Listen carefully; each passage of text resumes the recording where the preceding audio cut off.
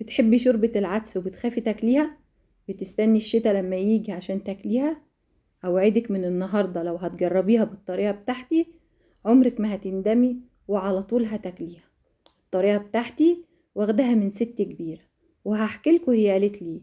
مبدئيا كده معانا مية بتغلي، وهنزل بكمية العدس اللي معايا، ودي كانت نص كيلو عدس، وتقدروا تقللوا الكمية او تزودوها زي ما انتوا عايزين.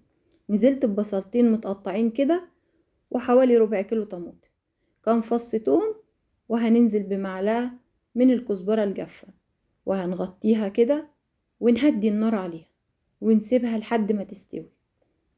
ايوه كده، العدس بتاعنا بيغلي، وهنشوف كده البصل بتاعنا استوى والطماطم والعدس، يبقى كده خلاص. هنبتدي بقى نضرب كده بالهاند بلندر، وطبعا مفيش هاند بلندر، في خلاط. العدس يهدى معاكي من السخونية او الحرارة، اول ما يبرد اضربيه في الخلاط بالطريقة دي كده. عدس خفيف وسهل. نسيت اقول لكم ان انا ضفت مكعبين مرق، وطبعا اختياري، لو انتي حابة تضيفيهم ضيفيهم. انا هنا معلقة من البابريكا، والملح طبعا حسب الرغبة، معلقة زبدة، وفصين 3 توم كده في معلقة الزبدة، على نص معلقة من الكزبرة الجافة، وهنقليهم كده وهنروح منزلين عليها. وطبعا الزبدة صحية احسن من السمنة المهدرجة. انتي حابة تحطي زيت، حابة تحطي سمنة، حاجة ترجعلك انتي براحتك انتي. بس اوعدك انك هتاكلي شوربة عدس بجد جميلة. طبعا اي اضافات تانية، الناس اللي بتحب الكوسة او الجزر او بتحمر شعرية وتنزل على العدس كده، طبعا دي اختيارات انتوا تقدروا تعملوها.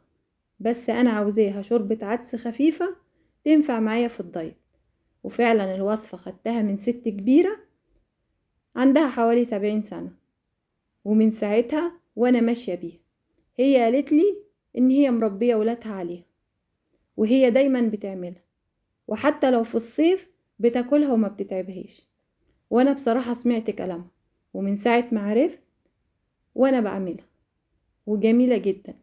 طبعا المقبلات حاجة حلوة، يعني بصل بخل وليمون، بتنجان مخلل، شوية زيتون، تقدروا تحطوا الكلام ده كله وتعملوه.